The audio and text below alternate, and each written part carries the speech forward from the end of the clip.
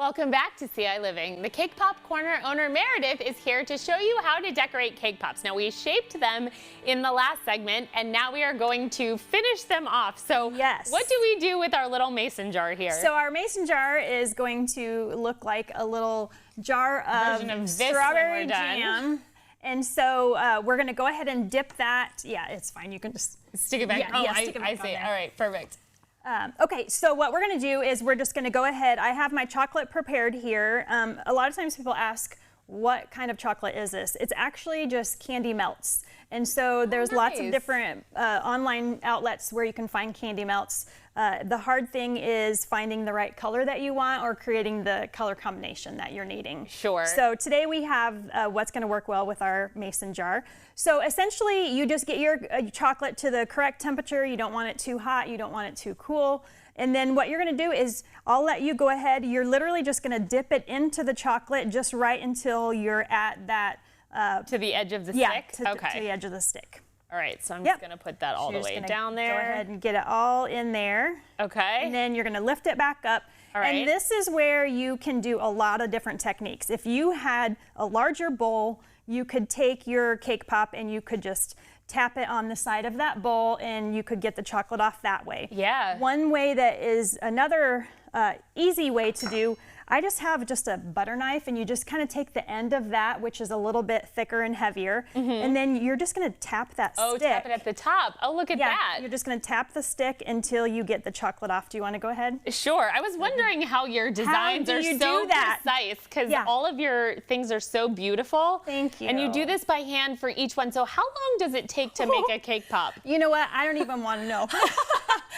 Literally, it's very time consuming, but it's super rewarding by the time you get it all put together and the creativity. Yeah, they're very time consuming. Yeah, I feel like it's being a crafter essentially. So you make a craft and it takes hours and hours and hours, and then it only takes a few minutes to consume. Literally.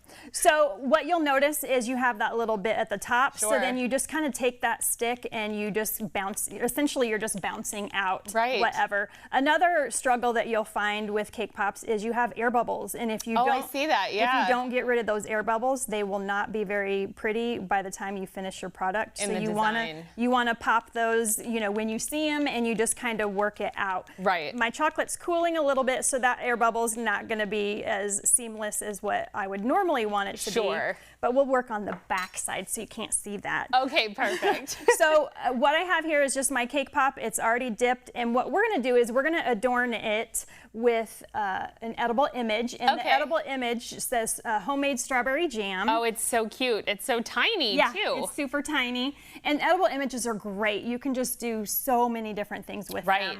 But with this, instead of trying to handwrite homemade strawberry jam, which I don't really like my handwriting anyhow. Of course. Use an edible image and make it look a lot cuter. Yes, and that's what you've done with all of the station talent picture frames as well, are these edible images. Yeah. So it's just, your imagination can run wild with edible images. That's great. So while this is still a little bit wet, we're going to try to stick it on there. So you can go ahead and just set it right on top. On the center? Okay. And then, you know, I think our chocolate has started to harden a little bit. Firm up already. It's started to harden. So you know what we can do?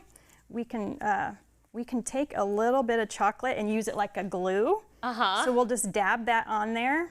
I love that that's our fresh always a way to fix it, no matter so you can go what ahead and is happening. All right, we'll stick it back on there. I feel like you almost need tweezers, like kitchen tweezers or something to I do have. Do you? I have specific kitchen baking style tweezers that I use for a lot of different small sprinkles and things like that. To finish it off. So now we have our little strawberry jam on there, and we want it to look like an actual mason jar, so we need to dip it into the gray color so that we have that lid of our mason jar. The top of the mason jar. Yeah, so what you're gonna do is we've got our other chocolate here, and you're just gonna dip it until you're right about at those lines. At the lines for the top, okay. And then that way you get that.